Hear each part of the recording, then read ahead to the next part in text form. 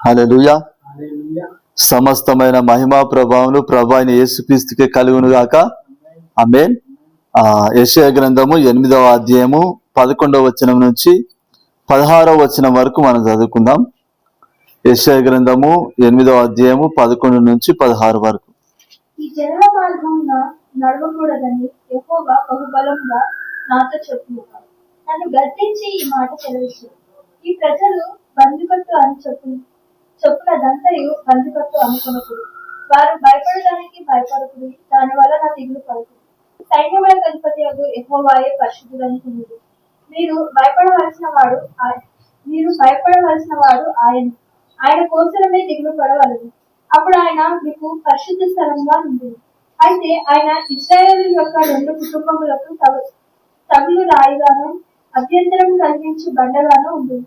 యెరూషలేము నివాసులకు బోనుగాను చిక్కువలగాను ఉంటుంది. అనేకులు వాటికి తగిలి త్రొట్టిల్లుచు పడి కాళ్ళు చేతులు విరిగి చిక్కుపడి పట్టబడుతుంది. ఈ ప్రమాణ వాక్యంలో కట్టుము. ఈ బోధను ముద్రించి నా శిష్యులకు అప్పగించింది. చాలు. హల్లెలూయా. ఈరోజు మన అంశం ఏంటిదంటే గనుక దేవునికే భయపడు. హల్లెలూయా. దేవునికి మాత్రమే భయపడు మన అంశం. హల్లెలూయా. మనం ఎవరికి భయపడాలి? మనము దేవునికి మాత్రమే భయపడాలి. హల్లెలూయా. మనం దేనికి భయపడతాం? జనరల్ గా చూసుకుంటే గనుక మనుషులందరూ కూడా దేనికి భయపడతారంటే ఏం తిందామా, ఏం తాగుదామా, ఏం ధరించుకుందామా, ఈరోజు మరి డబ్బు సంపాదించకపోతే రేపు ఎట్లా బ్రతుకుతాం. హల్లెలూయా. బ్రతుకు తెరువు కొరకు భయపడతా ఉంటారు. హల్లెలూయా. ఇంకా మరి రోగాలకు భయపడతా ఉంటారు. హల్లెలూయా. మరి శత్రువులకు భయపడతా ఉంటారు, ఎవరేం చేస్తారో అని చెప్పి. హల్లెలూయా. అయితే మరి ఇక్కడ దేవుడు ఎవరితో మాట్లాడుతున్నాడు అంటే విశ్వాసులతో మాట్లాడుతున్నాడు. హల్లెలూయా. ఇక్కడ యెషయా ప్రవక్తకు దేవుడు మరి ఆజ్ఞాపిస్తున్నాడు, గద్దిస్తున్నాడు. హల్లెలూయా. నువ్వు ఈ జనులు భయపడ్డట్టుగా నువ్వు భయపడద్దు. హల్లెలూయా. ఈ జనులను నువ్వు వెంబడించొద్దు అంటున్నాడు. హల్లెలూయా. అంటే మరి ఇప్పుడు ఈ జనులు, ఈ ప్రజలు అంటే ఎవరంటే కనుక అక్కడ యూదా వాళ్ళే. హల్లెలూయా. యూదా వారు దేవుని బిడ్డల అన్న పేరు అయిన వారు అయినప్పటికీ దేవునికి విరోధంగా జీవిస్తున్నవారు. హల్లెలూయా. ఈ అధ్యాయంలో ఏం జరుగుతుందంటే గనుక మరి యూదా ప్రాంతం మీదకి హల్లెలూయా మరి సిరియా వాళ్ళు, ఇంకా మరి ఇజ్రాయెల్ 10 గోత్రాలు ఉంది కదా మిగతాది. హల్లెలూయా. 10 గోత్రాల మీద ఉన్న రాజు మరి రెమల్యా, వీళ్ళిద్దరు కూడా కలిసి మరి యూదుల మీదకి మరి యుద్ధానికి వచ్చారనమాట. ప్రైజ్ హల్లెలూయా. ఇద్దరు కూడా కలిసి యూదుల మీదకి యుద్ధానికి వచ్చారు. వచ్చినప్పుడు మరి యూదులు ఏం చేశారంటే కనుక, యూదులు భయపడిపోయి ఏం చేశారంటే కనుక అష్షూరు రాజు సపోర్ట్ తీసుకున్నారు. అసలుకైతే ఎవరు సపోర్ట్ తీసుకోవాలి? దేవుని సపోర్ట్ తీసుకోవాలి. అవును. హల్లెలూయా. కానీ ఎవరు సపోర్ట్ తీసుకున్నారంటే కనుక అష్షూరు రాజు సపోర్ట్ తీసుకున్నారు. అయితే దేవుడు ఇక్కడ ఈ అధ్యాయంలో మొదటి నుంచి కూడా మనం చూసుకుంటే గనక దేవుడు ఏం చెప్తున్నాడు అంటే, యూదా వాళ్ళు ఎవరు సపోర్ట్ అయితే తీసుకుంటున్నారో అష్షూరు రాజు చేతనే మరి వీరిని ఇబ్బంది పెడతా అని చెప్పి దేవుడు చెప్తున్నాడు. హల్లెలూయా. అయితే ఇప్పుడు అష్షూరు రాజుకు యూదులు భయపడతారు. హల్లెలూయా. అయితే ఇప్పుడు యూదులు భయపడ్డట్టుగా మరి యెషయా భయపడడానికి వీల్లేదు. హల్లెలూయా. తర్వాత ఇంకా మరి విశ్వాసులు ఇక్కడ మరి 16వ వచనంలో ఉంది కదా, ఈ ప్రమాణ వాక్యమును కట్టుము, ఈ బోధను ముగించి నా శిష్యులకు అప్పగింపుము అంటున్నాడు. హల్లెలూయా. నా శిష్యులు అంటే మరి దేవుని శిష్యులు ఎవరు? దేవుని వెంబడించేవారు. హల్లెలూయా. దేవుని అందు విశ్వాసం ఉంచి దేవుని వెంబడించేవారు దేవుని శిష్యులు. హల్లెలూయా. అయితే మరి బోధన ఎవరికి అప్పగించమంటున్నాడు? ఆయన శిష్యులకు అప్పగించమంటున్నాడు. అంటే మరి విశ్వాసులకి, దేవుని వెంబడించే వారికి. హల్లెలూయా. అంటే దేవుని వెంబడించే వారు మరి సామాన్య ప్రజలు, అంటే దేవుని అందు విశ్వాసం ఉంచని ప్రజలు మరి వాళ్ళలాగా దేవుని వెంబడించే వారు ప్రవర్తించద్దు. హల్లెలూయా. ఆ ప్రజలు ఎవరికైతే భయపడతారో, ఆ ప్రజలు దేనికి భయపడతారో మరి విశ్వాసులు దానికి భయపడద్దు. హల్లెలూయా. విశ్వాసులు భయపడాల్సింది ఎవరికి? దేవునికి మాత్రమే భయపడాలంట. హల్లెలూయా. దేవునికి తప్ప ఏ పరిస్థితికి కూడా భయపడడానికి వీల్లేదు. ఎవరికి కూడా భయపడడానికి వీల్లేదు. హల్లెలూయా. ఇక్కడ దేవుడు గద్దిస్తున్నాడు, మరి యెషయాను హల్లెలూయా ఇక్కడ 11వ వచనంలో చెప్తున్నాడు కదా, నన్ను గద్దించి ఈ జనుల మార్గమున నడవకూడదని యెహోవా బహు బలముగా నాతో చెప్పి ఉన్నాడు. హల్లెలూయా మామూలుగా చెప్పలేదు దేవుడు. హల్లెలూయా ఎట్లా చెప్తున్నాడంట? బహుబలముగా చెప్తున్నాడు. హల్లెలూయా అంటే ఖచ్చితంగా నువ్వు వీళ్ళ మార్గంలో నువ్వు ఖచ్చితంగా నడవద్దని చెప్పి మరి గద్దిస్తున్నాడు దేవుడు. హల్లెలూయా ఇక్కడ మరి యెషయాను గద్దిస్తున్నాడంటే ఇక్కడ మనల్ని కూడా గద్దిస్తున్నట్టే. హల్లెలూయా దేవుడు మనల్ని మరి గద్దిస్తున్నాడు. దేవుడు మనల్ని ఈ ప్రజలు నడిచిన మార్గంలో నువ్వు నడవద్దు. హల్లెలూయా అన్యజనులు నడిచిన మార్గంలో నువ్వు నడవద్దు. హల్లెలూయా అన్యజనులు ఇప్పుడు ఇక్కడ యూదుల బదులు మనం ఎవరిని పెట్టుకోవాలంటే అన్యజనులను పెట్టుకోవాలి. హల్లెలూయా దేవుని యందు విశ్వాసం ఉంచని వారందరూ కూడా దేవుని తప్ప వేరే వాటికి అన్నిటికీ భయపడతారు. హల్లెలూయా వస్త్రాల గురించి భయపడతారు, శత్రువుల గురించి భయపడతారు. హల్లెలూయా మరి మిగతా వాటన్నిటికీ మరి దేవుని యందు విశ్వాసం ఉంచని వారు అన్నిటికీ భయపడతా ఉంటారు. హల్లెలూయా దేవుని యందు విశ్వాసం ఉంచిన వారు ఎవరికి భయపడాలి? దేవునికి మాత్రమే భయపడాలి. హల్లెలూయా దేనికి కూడా భయపడడానికి వీలు లేదు. హల్లెలూయా ఎందుకంటే గనుక దేవుని యందు విశ్వాసం ఉంచిన వారు, దేవుని వెంబడించిన వారు ప్రతి సమస్యను కూడా జయిస్తారు. హల్లెలూయా ఇప్పుడు లోకమును జయించే మరి విజయం ఎవరికి ఇచ్చాడు? దేవుడు మనకే ఇచ్చాడు. హల్లెలూయా లోకమును జయించే సామర్థ్యము దేవుడు మనకే ఇచ్చాడు. 1 యోహాను పత్రిక 5వ అధ్యాయంలో 5వ వచనంలో ఉంటది, లోకం యేసుక్రీస్తు దేవుని కుమారుడు నమ్మువాడు తప్ప లోకమును జయించువాడు మరి ఎవడు అని చెప్పి రాయబడి ఉంటది. హల్లెలూయా అంటే దేవుని యందు విశ్వాసం ఉంచిన వారికి ఏముంది? లోకమును జయించే సామర్థ్యం ఉంది. హల్లెలూయా అంటే ప్రతి సమస్యను కూడా మనం జయించగలము. హల్లెలూయా ఇంకా దేవుడు మనకు వాగ్దానాలు చేశాడు. దేవుడు హల్లెలూయా సింహపు పిల్లలైనా లేమి గలవై ఆకలి కొనునేమో గాని యెహోవాను ఆశ్రయించే వారికి ఏందంట? ఏ మేలు కూడా కొదవుగా ఉండదంట. హల్లెలూయా దేవుడు మనకు వాగ్దానం చేశాడు. కాబట్టి మొదలు కష్టాలు ఎదురైతాయి, శోధనలు ఎదురైతాయి. హల్లెలూయా కానీ తర్వాత మరి ఆ వాగ్దానం ఏమో నెరవేర్చబడుతుంది. హల్లెలూయా భక్తిహీనుని ఆశ భంగం అయిపోతుందేమో కానీ భక్తి అయిన వాని ఆశ అసలు భంగం కాదంట. హల్లెలూయా అంటే మరి దేవుడు మరి భక్తిహీనునికి మరి శ్రమలు ఎదురైతాయి కానీ భక్తిగా అయిన వానికి శ్రమలు ఎదురైనా కానీ దాన్ని జయిస్తాడు భక్తిగా అయిన వాడు.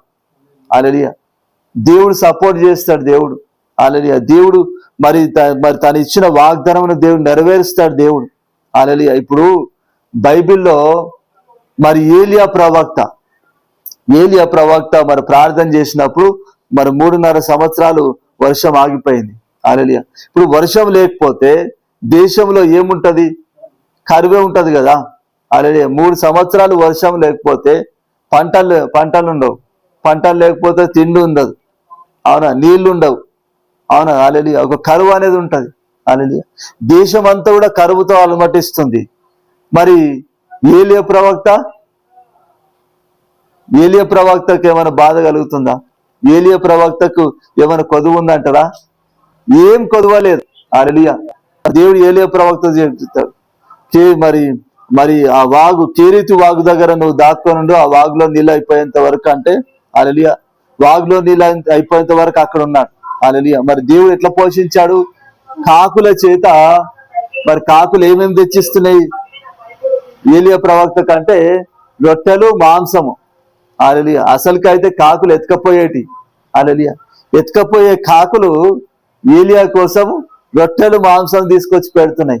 హల్లెలూయా అంటే ప్రతిరోజు ఏం తిన్నాడు ఏలియా? మాంసం తిన్నాడు. హల్లెలూయా ఆ వాగులో నీళ్ళు అయిపోయేంత వరకు మరి మాంసం తిన్నాడు. దాదాపు ఆ వాగులో నీళ్లు మరి ఎప్పుడు అయిపోయాయంటే 2 సంవత్సరాలు టైం పట్టింది. హల్లెలూయా 3 సంవత్సరాలు కదా వర్షం కురవకుండా ఆగిపోయింది. 2 సంవత్సరాలు కెరీతు వాగు దగ్గర ఉన్నాడు. ఇంకో సంవత్సరము మరి సారెపాతు విధవరాల దగ్గర ఉన్నాడు. హల్లెలూయా మరి 2 సంవత్సరాలు మాంసమే, మరి రొట్టెలు, మాంసం. హల్లెలూయా దేశమంతా కూడా అలమటిస్తుంది రాజుతో సహా. హల్లెలూయా. మరి దేవుడు కేరితు వాగు దగ్గర దాక్కొని ఉండమన్నాడు ఏలియాని. ఎందుకంటే కనుక ఆ రాజు కోపముతోటి మరి మరి ఈయన వర్షం ఆపేయడంతో కరువు వచ్చింది కాబట్టి కోపముతోటి ఈయన చంపాలని వెతుకుతున్నాడు. హల్లెలూయా. కాబట్టి దేవుడు ఏం చేసిండంటే నువ్వు కేరితు వాగు దగ్గర దాక్కోనుండు అని చెప్పాడు. హల్లెలూయా. ఆ వాగులో నీళ్ళు అయిపోయేంత 2 సంవత్సరాలు ఉన్నాయి. 2 సంవత్సరాలు పట్టింది ఆ వాగులో నీళ్ళు అయిపోయేంత వరకు. హల్లెలూయా. ఆ వాగులో నీళ్ళు అయిపోయేంత వరకు మరి ఆ 2 సంవత్సరాలు మరి రొట్టెలు మాంసము మరి కాకులు తెచ్చిచ్చాయి. హల్లెలూయా. మరి 2 సంవత్సరాలు రొట్టెలు మాంసం తిన్నాడు. హల్లెలూయా. ఆ కేరితు వాగులో నీళ్ళు అయిపోయిన తర్వాత దేవుడు ఏమంటాడంటే కనుక సారెపాతు మరి తూరు సిదోను పట్టణంలో సంబంధమైన సారెపాత అనే ఊరికి వెళ్ళు. హల్లెలూయా. ఆ ఊరిలో మరి ఒక విధవరాలికి నేను ఆజ్ఞాపించిన నిన్ను పోషించడానికి అంటాడు. హల్లెలూయా. మరి ఏలియా మరి ఆ విధవరాలి దగ్గరికి వెళ్ళేసరికి ఆ విధవరాలి పరిస్థితి ఎలా ఉంటది? హల్లెలూయా. ఆమె దగ్గర కొంచెము పిండి కొంచెము నూనె ఉంది. హల్లెలూయా. ఖాళీ ఆ పూటకు మట్టుకే ఆమె కుమారుడు ఇద్దరు కూడా చేసుకొని మరి తిని తర్వాత ఇంక ఏం లేదు కాబట్టి ఇంక చచ్చిపోతాము అన్నంత పరిస్థితిలో ఉన్నది. హల్లెలూయా. ఆమెకు మరి కట్టెలు ఏరుకుంటుంది. ఆ ఒక్క పూట వండుకొని తిని ఆ తర్వాత చచ్చిపోతాం అని చెప్పి మరి కట్టెలు ఏరుకుంటుంది. హల్లెలూయా. అలాంటి మరి పరిస్థితిలో ఉన్న ఆ విధవరాల దగ్గర పంపించాడు ఏలియాను. హల్లెలూయా. Praise Jesus. అలాంటి పరిస్థితిలో ఉన్న ఆ విధవరాలతో ధనవంతులతో పోషించలే. హల్లెలూయా.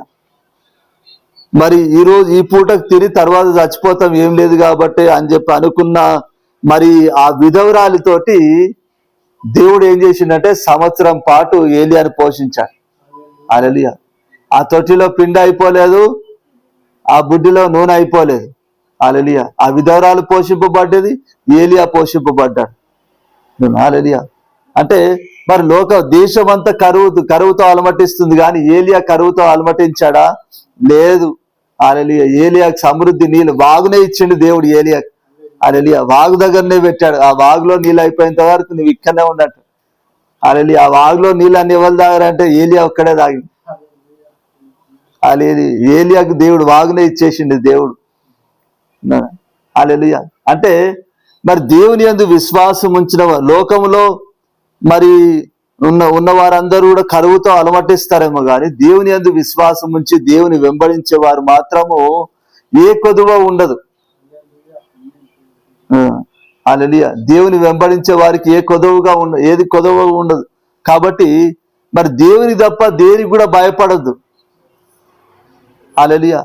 నువ్వు మరి ఇతరులు భయపడినట్టుగా మరి ఏం తిందామా మరి వాటి గురించి భయపడితే గనక, వాటి గురించి చింతపడితే గనక మరి జరిగే ప్రమాదం ఏంటిదంటే నువ్వు దేవునికి దూరం అవుతావు. హల్లెలూయా. అందుకే యేసు ప్రభు ఏం తిందామా ఏం తాగుదామా ఏం ధరించుకొని చింతపడద్దు అంటాడు. ఇక్కడ మత్తయి సువార్తలో ఉంది కదా. మత్తయి సువార్తలో 6వ అధ్యాయంలో మనం చూసుకుంటే కనుక మత్తయి సువార్త 6వ అధ్యాయము ఇక్కడ మత్తయి సువార్త 6వ అధ్యాయము 30 చెప్తా. మత్తయి సువార్త 6వ అధ్యాయం అది కాదు. మత్తయి సువార్త 6వ అధ్యాయము 25 ఉందా? ఓకే చదువు. 24, 25 2 వచనాలు చదువు. ఎవరిలో ఇద్దరు యజమానులకు దాసులుగా ఉండలేదు. అతడు ఒకరిని ద్వేషించి ఒకరిని ప్రేమించును, లేదా ఒకరిని పక్షముగా నుండి ఒకరిని తృణీకరించును. మీరు దేవునికి తిరిగి దాసులుగా ఉండలేదు. అందువల్ల నేను మీకు చెప్పినది ఏమనగా, ఏమి తిందుమో ఏమి త్రాగుదమో అని మీ ప్రాణంతో గూర్చి అయినను, ఏమి ధరించుకుందామో అని మీ దేవుని గూర్చి అయినను చింతింపకూడదు. ఆహారం కంటే ప్రాణము, వస్త్రం కంటే దేవుడు గొప్పం కావా? ఆకాశ పక్షుల్ని చూడండి, అవి విత్తవు కోయవు, కోట్లలో కూర్చుకున్నవి, అయినను మీ పరలోకపు తండ్రి వాటిని పోషించుతున్నారు. మీరు వాటి కంటే బహు శ్రేష్ఠులు కారా? చాలు. హల్లెలూయా. మరి ఇక్కడ ఏం జరుగుతుంది? ఇక్కడ యేసు ప్రభు ఏం చెప్తుండు? ఏ వ్యక్తి కూడా ఇద్దరు యజమానులకు ఒకేసారి దాసుడిగా ఉన్నాడు. హల్లెలూయా. ఒకరిని ద్వేషించి ఒకరిని ప్రేమిస్తాడు. హల్లెలూయా. కానీ ఇద్దరికి దాసుడిగా ఉన్నాడు. హల్లెలూయా. అలానే మరి సిరికి దేవునికి కూడా ఇద్దరికి కలిపి ఎవరు కూడా దాసులుగా ఉండలేరు. హల్లెలూయా.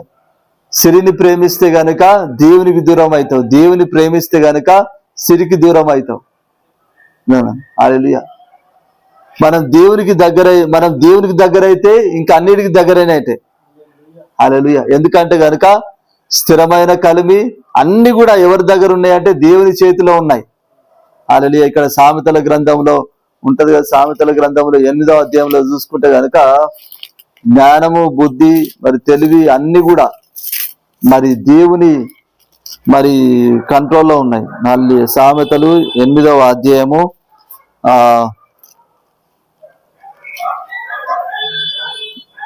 ఇక్కడ 8వ అధ్యాయంలో చూసుకుంటే కనుక 17, 18 2 వచనాలు చదవండి.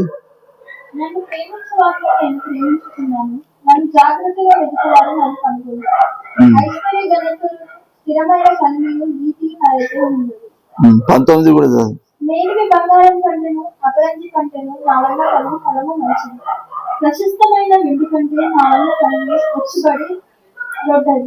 చాలు. హల్లెలూయా. ఇక్కడ దేవుడు ఏం చెప్తున్నాడు? నన్ను ప్రేమించు వారిని నేను ప్రేమించుచున్నాను, నన్ను జాగ్రత్తగా వెతుకువారు నన్ను కనుకొందురు అని చెప్తున్నాడు. తర్వాత ఏం చెప్తున్నాడు? ఏమేమి ఉందంట దేవుని దగ్గర? ఐశ్వర్య ఘనతలను స్థిరమైన కలిమియు. హల్లెలూయా. ఇప్పుడు ఐశ్వర్య ఘనతలు అంటే ఈ లోకంలో. హల్లెలూయా. స్థిరమైన కలిమి అంటే ఈ స్థిరమైన కలిమి ఏది? పరలోకంలో ఉండేది. హల్లెలూయా. వాడబారనిది. హల్లెలూయా. యేసు ప్రభు చెప్పాడు కదా, పరలోకంలో ధనమును సమకూర్చుకొనుడి, అక్కడ దొంగ దొంగిల్లడు, చిమ్మట్టు పట్టదు, తుప్పు పట్టదు అంటాడు. హల్లెలూయా. అంటే ఈ లోకంలో మరి మనకు కలిగే ఐశ్వర్యము, ఘనత, స్థిరమైన కలిమి. హల్లెలూయా. ఇంకా ఏముందంట? స్థిరమైన కలిమియు నీతియు. హల్లెలూయా. అంటే ఇప్పుడు మరి ఈ రోజున మనం నీతిమంతులుగా పిలువబడుతున్నాం. ఎవరిని బట్టి? దేవుని బట్టి. హల్లెలూయా. మరి యేసు ప్రభు మరి మన పాపములను తన మీద వేసుకున్నాడు కాబట్టి ఇప్పుడు మరి యేసు ప్రభు నందు విశ్వాసం వచ్చిన వారందరూ కూడా ఇప్పుడు ఎవరు? నీతిమంతులు. హల్లెలూయా. మరి ఐశ్వర్య ఘనతలు, స్థిరమైన కలిమి, నీతి ఎవరి దగ్గర ఉన్నాయంటే దేవుని దగ్గర ఉన్నాయంట. హల్లెలూయా. మేలిమి బంగారం కంటే కూడా, అపరంజి కంటే కూడా మరి దేవుని వలన కలిగే మరి ఫలం ఏంటిదంట? మరి మంచిది, ప్రశస్తమైన వెండి కంటే నా వలన కలుగు వచ్చుబడి దొడ్డుది. హల్లెలూయా. అంటే నువ్వు దేవుని కలిగి ఉంటే నువ్వు అన్నింటినీ కలిగి ఉన్నట్టే. హల్లెలూయా. దేవుని కలిగి ఉంటే అన్నిటినీ కలిగి ఉన్నట్టే. హల్లెలూయా. ఈ లోకంలో మనకేది కొదవగా ఉండదు, పరలోక ధనం ఉంటది. హల్లెలూయా. నీతి మరి అన్ని కూడా మరి మనకు కలుగుతుంది, ఏది కూడా కొదవ ఉండదు. హల్లెలూయా. అయితే మరి మనం ఏం చేస్తూ ఉంటామంటే దేవుని పట్టుకొని ఉంటే ఊరికే దేవుడు అంటే ఎట్లా పోషింపబడతాం? హల్లెలూయా. పని చేయకపోతే, డ్యూటీ చేయకపోతే ఎట్లా పోషింపబడతాం? ఊరికే దేవుడు అని కూర్చుంటే కనుక ఏమి రాదు మనకు అని చెప్పి చాలా మంది ఏం చేస్తూ ఉంటారు? మరి డబ్బు కోసం పరిగెత్తుతూ ఉంటారు. హల్లెలూయా. ప్రైజ్. అంటే మరి ఈ లోకరీతిగా మరి వస్త్రాల కోసమో ఆహారం కోసమో భయపడి పరిగెత్తితే కనుక నువ్వు దేవునికి దూరం అవుతావు. హల్లెలూయా. నువ్వు దేవునికి దూరం అయితే అన్నిటికీ దూరం అయినట్టే. హల్లెలూయా. యేసు ప్రభు అంటాడు, నాకు వేరుగా ఉండి మీరేమి కూడా చేయలేరంటారు. హల్లెలూయా. దేవునికి వేరుగా ఉండి మనం ఏదైనా చేయగలుగుతామా? ఏది కూడా చేయలేం మనం. అవునా? హల్లెలూయా. నువ్వు అభివృద్ధి చెందాలంటే దేవుని పట్టుకొని నువ్వు అభివృద్ధి చెందాలి. ఇప్పుడు నువ్వు అనుకోవచ్చు, మరి వాళ్ళు యేసు ప్రభుని నమ్మని వాళ్ళు మంచి పొజిషన్లో ఉన్నారు కదా అని చెప్పి మనం అనుకుంటాం. హల్లెలూయా. నిజానికి వాళ్ళు మంచి పొజిషన్లో ఉన్నారా అంటే లేదు. హల్లెలూయా. ఉన్నట్టుగా కనబడుతున్నారు. హల్లెలూయా. మరి కీర్తన 73వ కీర్తనలో ఉంటది.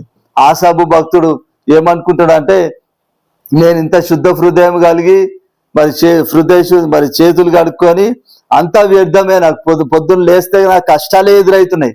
హల్లెలూయా. అవి వాళ్ళు చూడు, భక్తిహీనులు, దేవునికి తెలివి లేదని చెప్ప అనుకునేటోళ్ళు. హల్లెలూయా. వాళ్ళకేమో నీళ్ళలాగా ధనం సంపాదించుకుంటారు వాళ్ళు. హల్లెలూయా. నరక యాతనలు లేవు, ఇతరులకుండా యాతనలు ఏవి కూడా లేదు. వాళ్ళు హాయిగా ఉన్నారు. దుష్టులు దుర్మార్గులు అయినా కానీ హాయిగా ఉన్నారు. నేను ఇంత భక్తి కలిగి ఉన్నా, నేను ప్రార్థన చేస్తున్నా, నాకు మాత్రం పొద్దుగా లేవగానే ఏం దర్శనం ఇస్తున్నాయి? కష్టాలే దర్శనం ఇస్తున్నాయి. హల్లెలూయా అనుకుంటాడు. తర్వాత మళ్ళా ఏమనుకుంటాడు? దేవుని మందిరానికి వెళ్ళి దీని గురించి నేను ధ్యానిస్తా అని చెప్పి మరి దేవుని మందిరానికి వెళ్ళి ధ్యానించినప్పుడు తేలింది ఏంటిది? ఈయన ఎవరైతే మంచి పొజిషన్ లో ఉన్నారో, ఏ కష్టాలు లేవని చెప్పి అనుకుంటారో వాళ్ళు కాలు జారే స్థలంలో ఉన్నారు. హల్లెలూయా. క్షణం మాత్రమే పడిపోతారంట. హల్లెలూయా. ఈయన మాత్రం దేవుని చేతిలో ఉన్నాడు. హల్లెలూయా. మన పరిస్థితులు చూస్తుంటే మన కాలు జారే స్థలంలో ఉన్నట్టుగా కనబడుతుంది, కానీ మనం కాలు జారే స్థలంలో లేం మనం. హల్లెలూయా. మనం దేవుని కలిగి ఉన్నాం కదా, దేవుని చేతిలో మనం ఉన్నాం. హల్లెలూయా. మనం ఎవరైతే బాగున్నారో వాళ్ళు బాగున్నారు, వాళ్ళు దేవుని నమ్మనప్పటికీ వాళ్ళు మంచి పొజిషన్ లో ఉన్నారు. దేవుని నమ్మి నేను ఏం చేస్తున్నా అంటే అది చాలా తప్పు. హల్లెలూయా. వాళ్ళు ప్రస్తుతానికి మంచి పొజిషన్ లో ఉండొచ్చు, వాళ్ళు ఎప్పుడు పడిపోతారో తెలియదు. హల్లెలూయా. వాళ్ళ నిత్య జీవం ఉందా? దేవుని నమ్మని వారికి నిత్య జీవం ఉన్నదా? లేదు. హల్లెలూయా. వాళ్ళకంటే ఈ లోకరీతిగా దేవుణ్ణి అంగీకరించినప్పటికీ ధనవంతులుగా ఉన్న వాళ్ళకంటే మనం చాలా గొప్పవారం. మనం హల్లెలూయా. మనం దేవుని పట్టుకొని ఉన్నందుకు దేవుడు మనకి ఈ లోకంలో ఏది కూడా కొదవ చేయడు. తర్వాత నిత్య జీవంలో ప్రవేశిస్తాం. వాడబారనే ధనమును సంపాదించుకుంటాం. హల్లెలూయా. వాడు ఈ లోకంలో కొద్దిగంత మరి మోసం చేసో ఎట్లనో గట్ల చేసి డబ్బు సంపాదించుండొచ్చు, కానీ వానికి శాశ్వతమైన మరి ధనం అనేది ఉందా? వానికి లేదు. హల్లెలూయా. పోనీ మరి ఈ లోకంలో మరి లైఫ్ కి గ్యారంటీ ఉందా? లేదు. హల్లెలూయా. ఈ లోకంలో లైఫ్ కి గ్యారంటీ లేదు కాబట్టి ఈ లోకంలో వాడు మోసాలు చేసి అది చేసి డబ్బు సంపాదించినా కానీ వాడు ఎప్పుడు పోతాడో తెలియదు. హల్లెలూయా. వాడంతా కష్టపడి సంపాదించి వేస్ట్. అవునా? హల్లెలూయా. ఈ లోకంలో లైఫ్ కి గ్యారంటీ లేదు, తర్వాత నిత్య జీవంలో కూడా ప్రవేశించాడు దేవుణ్ణి నమ్మలేదు కాబట్టి. హల్లెలూయా. కాబట్టి వారితో మనం పోల్చుకోవద్దు. మనం హల్లెలూయా. దేవుని నమ్మని వారితోటి మనం పోల్చుకోవద్దు. హల్లెలూయా. నేను దేవుని నమ్మి ప్రార్థన చేసి ఇంత కష్టాలు పడుతున్నా, వాడు దేవుని నమ్మనప్పటికీ వాడు మంచి పొజిషన్ లో ఉన్నాడంటే వాని పరిస్థితి వేరే. హల్లెలూయా. వాడు ప్రస్తుతానికి మంచి పొజిషన్ లో ఉంటాడు, ఎప్పుడు పడిపోతాడో తెలియదు వాడు. హల్లెలూయా. Praise Jesus. కాబట్టి మరి అన్యజనులతో మనల్ని మనం పోల్చుకోకూడదు. హల్లెలూయా. మన మార్గం డిఫరెంట్. హల్లెలూయా. అన్యజనులతో పోల్చుకోవడానికి దేవుని అంగీకరించని వారితో, లేకపోతే దేవుని యందు విశ్వాసం ఉంచని వారితో, మరి లోకంలో జీవిస్తున్న వారితో పోల్చుకోవడానికి మనం ఈ లోక సంబంధులం కాదు. మనం హల్లెలూయా. మనం ఏ లోక సంబంధులం? పరలోక సంబంధులం. మన పౌరసత్వం ఎక్కడుంది? పరలోకంలో ఉంది. హల్లెలూయా. మరి ఫిలిప్పీ పత్రికలో మరి పౌలు భక్తుడు అంటాడు, మన పౌరసత్వం పరలోకంలో ఉన్నది అంటాడు. హల్లెలూయా. మన పరలోక సంబంధులం మనం. హల్లెలూయా. మరి దేవుని రాజ్యానికి వారసులంగా పిలువబడిన వారం. హల్లెలూయా. కాబట్టి దేవుని నమ్మని వారితో మనల్ని మనం పోల్చుకోకూడదు, వాళ్ళను ఫాలో కావద్దు. హల్లెలూయా. దేవుని నమ్మని వారిని మనం ఫాలో అయితే గనుక వాళ్ళు గుంతలో పడ్డారు, మనం కూడా పడతాం. హల్లెలూయా. అందుకే మరి యెషయా ప్రవక్తతో ఏం చెప్తున్నాడు దేవుడు? గట్టిగా గద్దిస్తున్నాడు దేవుడు, ఈ ప్రజలను మార్గమును నువ్వు అనుసరించొద్దు. హల్లెలూయా. వీళ్ళు శత్రువులకు భయపడతారు, వీళ్ళు సమస్యలకు భయపడతారు. హల్లెలూయా. అయితే నువ్వు భయపడొద్దు. హల్లెలూయా. నువ్వు ఎవరికి భయపడాలని చెప్తున్నాడు? దేవునికి మాత్రమే భయపడాలని చెప్తున్నాడు. హల్లెలూయా. దిగులు పడితే ఎవరి గురించి దిగులు పడాలి? దేవుని గురించి మాత్రమే దిగులు పడాలి. హల్లెలూయా. హల్లెలూయా. దేవుని గురించి మాత్రమే దిగులు పడాలి, దేవునికి మాత్రమే భయపడాలి, దేవుని మాత్రమే గణపరచాలి. కానీ మరి అన్యజనులలాగా దేవుని యందు విశ్వాసం ఉంచని వారిలాగా మనం అన్నిటికీ భయపడడానికి వీలు లేదు. హల్లెలూయా. నువ్వు అన్నిటికీ భయపడ్డావా దేవునికి దూరం అవుతావు. హల్లెలూయా. నువ్వు దేవునికి భయపడితే అన్నిటికీ దగ్గర అవుతావు. హల్లెలూయా. మనం దేవునికి భయపడాలి. హల్లెలూయా. దేవునితో సహవాసం కలిగి ఉండాలి. హల్లెలూయా. దేవుని యందు విశ్వాసం ఉంచాలి. హల్లెలూయా. దేవుని యందు విశ్వాసం ఉంచిన వానికట మరి ఎట్లుంటాడట? సముద్రం పక్కనున్న చెట్టులాగా ఉంటాడట. హల్లెలూయా. సముద్రం పక్కనున్న చెట్టుకు ఎవరైనా నీళ్ళు పోయాల్సిన అవసరమా? లేదు. హల్లెలూయా. మరి సముద్రం పక్కనే చెట్టు ఉంటది కాబట్టి ఆ నీళ్లు తీసుకొని వాడు బ్రతుకుతాడు. ఆ చెట్టు మరి బలముగా ఉంటది. ఎండ వేడి కలిగినా కూడా ఆ చెట్టు భయపడదంట. హల్లెలూయా.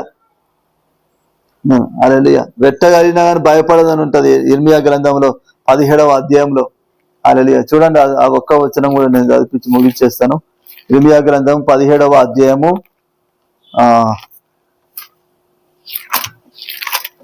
ఇర్మియా గ్రంథము 17వ అధ్యాయంలో మనం చూసుకుంటే కనుక 7, 8, 2 వచనాలు. యెహోవాను నమ్ముకున్నవాడు ధన్యుడు, యెహోవానికి ఆశ్రయంగా ఉండును. వాడు జలముల యొక్క నాటబడిన చెట్టు వలె నుండును, అది కాలువల వలన దాని వేర్లను కలుగును. వెట్ట కలిగినను దానికి భయపడదు, అది ఆకుపచ్చగా ఉంటుంది. వర్షం లేని సంవత్సరంలో చింతనగలు కాపుమానదు. చాలు. హల్లెలూయా. యెహోవాను నమ్ముకుని వాడంటే ఏంటంటే ధన్యుడు అంట. ఎందుకు? దేవుడే వానికి ఏమై ఉంటాడంట? ఆశ్రయమై ఉంటాడంట. హల్లెలూయా. అంటే దేవుడే మనకు నివాస స్థలముగా ఉంటాడు. హల్లెలూయా. దేవుని నమ్ముకున్న వారికి దేవుడే నివాస స్థలం. హల్లెలూయా. అంటే ఇప్పుడు మనం ఇంట్లో ఉన్నాం, వర్షం వస్తే ఏది తడుస్తుంది? ఇల్లే కదా తడిచేది, మనం కాదు కదా. హల్లెలూయా.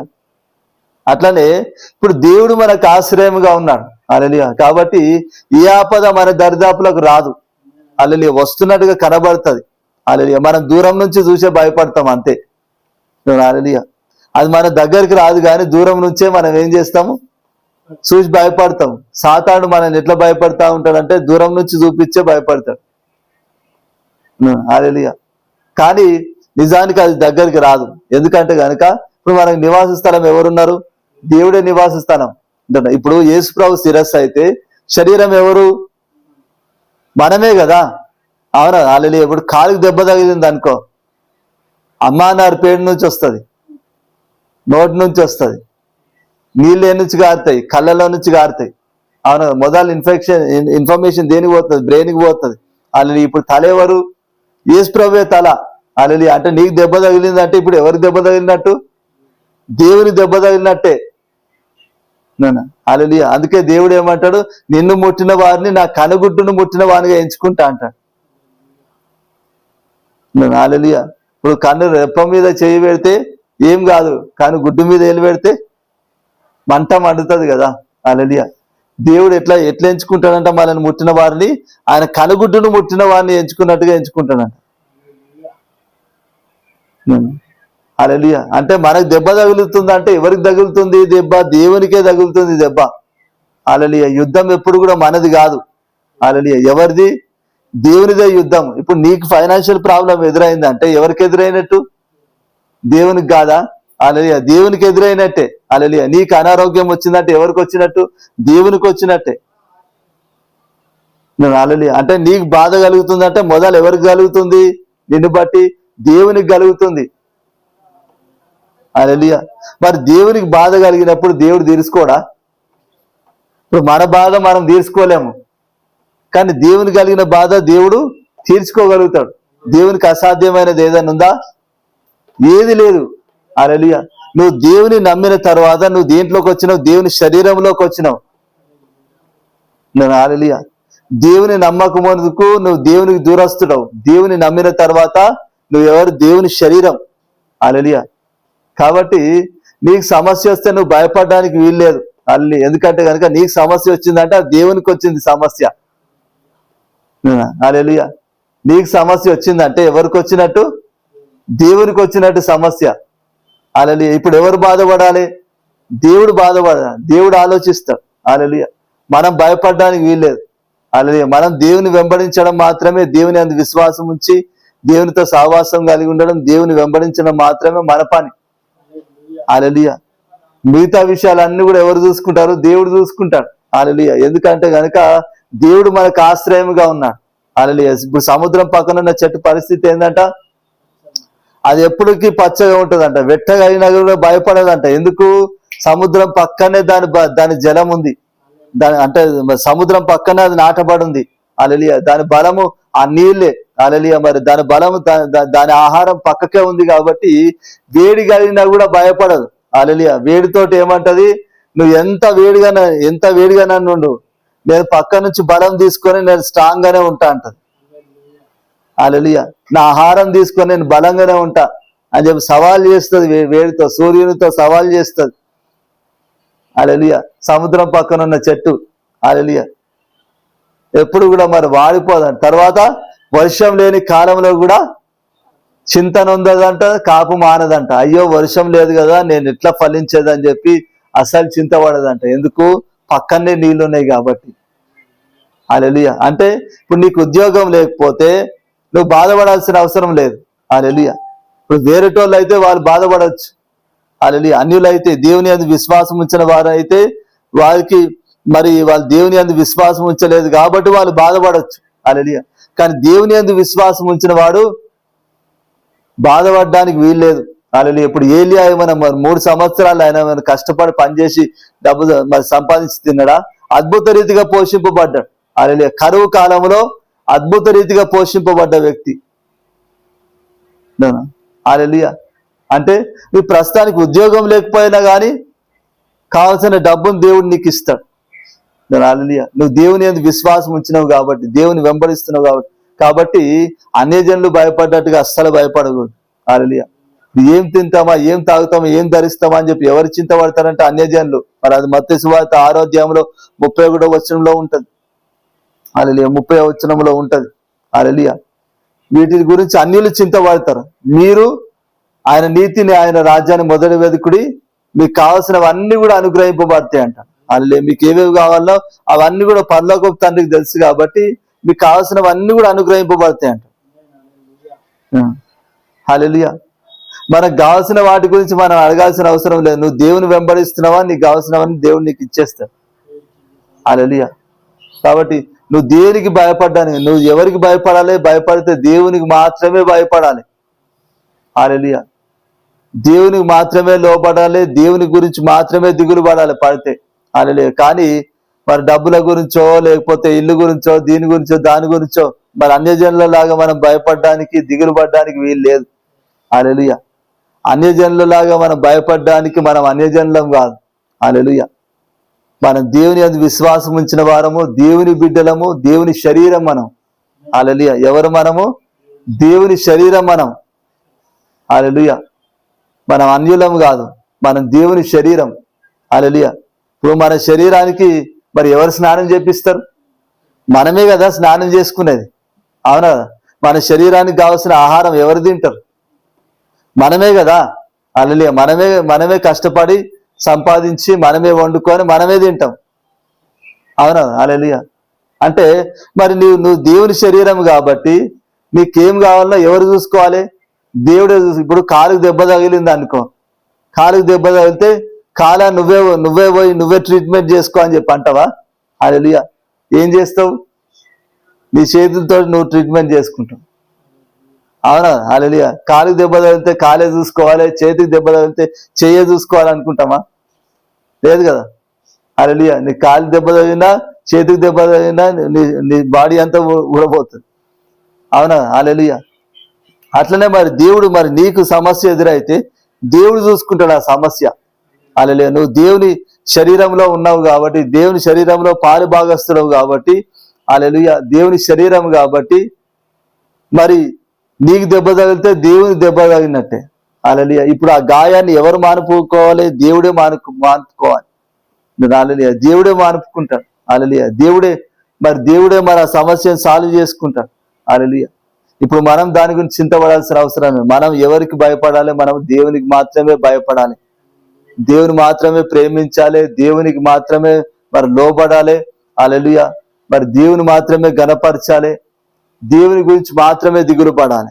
ఇంకా వేరే వాటి విషయం గురించి మనం ఆలోచించొద్దు, దిగులు పడకూడదు. హల్లెలూయా. దేవుడి వాక్యాన్ని ఫలింపజేయునుగాక. ఆమేన్. మరి లేచి నిలబడినట్లయితే వాక్యం నిమిత్తము అలాగే ముగింపు ప్రార్థన కూడా చేసుకొని ముగించుకుందాము. కృపా కనికరం గల మా ప్రభా యేసయ్యా తండ్రి, దేవా నువ్వు మాతో మాట్లాడినందుకు వందనాలు ప్రభా. యేసు తండ్రి, యేసయ్యా ఇదిగో ప్రభా, ఇదిగో తండ్రి, ఇదిగో ప్రభా, మరి యెషయా ప్రవక్తతో తండ్రి మరి నువ్వు ఆజ్ఞాపించావు ప్రభా. యేసు తండ్రి, గద్దించావు ప్రభా యెషయా ప్రవక్తను ప్రభా. ఈ జనుల మార్గంలో నీవు నడవద్దని చెప్పి నువ్వు గద్దించావు ప్రభా. యేసు తండ్రి, ఈ జనులు భయపడడానికి నువ్వు భయపడొద్దని చెప్పి చెప్పావు ప్రభా. యేసయ్యా ఇదిగో తండ్రి, నువ్వు దేవునికి మాత్రమే భయపడాలి, నువ్వు దేవునికి మాత్రమే నువ్వు లోబడి ఉండాలి. అలా దేవుని మాత్రమే గణపరచాలి, దేవుని కొరకు మాత్రమే దిగులు పడాలని నువ్వు సెలవిచ్చావు ప్రభా. యేసయ్యా ఇదిగో తండ్రి, యేసయ్యా ఇదిగో ప్రభా, అన్య జనుల వలె ప్రభా ఇషితాన్ని మేము ప్రవర్తించడానికి వీల్లేదు ప్రభా. యేసయ్యా ఇదిగో తండ్రి, మరి అన్య జనుల వలె ప్రభా, మరి అన్య జనులు మరి వస్త్రాల కొరకు, ఆహారం కొరకు దిగులు పడినట్టుగా, భయపడినట్టుగా ప్రభా మేము భయపడడానికి వీల్లేదు ప్రభా. యేసయ్యా ఇదిగో తండ్రి, మరి అన్య జనుల వలె మేము భయపడితే గనుక ప్రభా, మరి మిగతా విషయాలకు మేము భయపడితే గనుక తండ్రి, శత్రువులకు భయపడితే గనుక ప్రభా యేసు తండ్రి, యేసయ్యా ఇదిగో ప్రభా నీకు దూరం అవుతాం తండ్రి. దేవా యేసయ్యా ఇదిగో ప్రభా, నీకు భయపడితే ప్రభా యేసు తండ్రి, మరి అన్ని నీ యొద్దనే ఉన్నాయి ప్రభా యేసు తండ్రి. మరి సామెతల గ్రంథములు 8వ అధ్యాయంలో ప్రభా నువ్వు సెలవిచ్చావు ప్రభా యేసు తండ్రి. యేసయ్యా ఇదిగో ప్రభా, ఐశ్వర్య ఘనతలను, స్థిరమైన కలిమియు, నీతియు నా యొద్దనున్నవి అని చెప్పి నువ్వు సెలవిచ్చావు ప్రభా. యేసయ్యా ఇదిగో తండ్రి, నీకు భయపడ్డప్పుడు తండ్రి దేవ, మరి నీ అందు విశ్వాసం ఉంచినప్పుడు ప్రభా మేము అన్నిటిని కూడా కలిగి ఉంటాం ప్రభా యేసు తండ్రి. కాబట్టి ప్రభా మేమందరం కూడా ప్రభా మరి ఇతరుల వలె మరి అన్నిటికీ భయపడకుండా ప్రభా యేసు తండ్రి, నీకు మాత్రమే భయపడుతూ మరి నిన్ను మాత్రమే వెంబడించే వారముగా తండ్రి మేమందరము ఉండులాగున మీరు సాయం చేయమని ప్రార్థిస్తున్నాం తండ్రి. యేసయ్యా ఇదిగో ప్రభా, మరి యొక్క ఆరాధన అంతట్లో తండ్రి మీరు తోడుగా ఉన్నందుకు వందనాలు ప్రభా యేసు తండ్రి. ఇక్కడ మమ్మల్ని అందరినీ కూడా ప్రభా అత్యధికంగా మీరు దీవించి ఆశీర్వదించండి ప్రభా, అన్ని విషయాల్లో ఆశీర్వదించండి తండ్రి. యేసు నామమున ప్రార్థిస్తున్నాం తండ్రి. ఆమేన్, ఆమేన్, ఆమేన్. పరలోకమందున మా తండ్రి, నీ నామం పరిశుద్ధపరచబడును గాక, నీ రాజ్యం మాకొచ్చును గాక, నీ చిత్తం పరలోకమందు నెరవేర్చబడినట్లు భూమి అందును నెరవేర్చబడును గాక. మా అందిన ఆహారం నేడు మాకు దయచేయము, మారణస్తుని క్షమించిన ప్రకారం మారను క్షమించము, శోధనలోనికి తేకాకి తప్పించము. ఎందుకంటే రాజ్యము, బలము, మహిమ నిరంతరము నీవైనవు తండ్రి. ఆమేన్, ఆమేన్, ఆమేన్. తండ్రి అని దేవుని ప్రేమ, ప్రభు అయిన యేసుక్రీస్తు కృప, పరిశుద్ధాత్మని యొక్క అన్యోన్య సహవాసము, ఆదరణ, దీవెన ఎప్పుడు ఎల్లప్పుడూ సదాకాలము మనకందరికి యేసుక్రీస్తు నందు విశ్వాసించిన ప్రతి ఒక్క బిడ్డకును తోడైండును గాక. ఆమేన్, ఆమేన్. హల్లెలూయా. ప్రైజ్ ది లార్డ్ అందరికీ.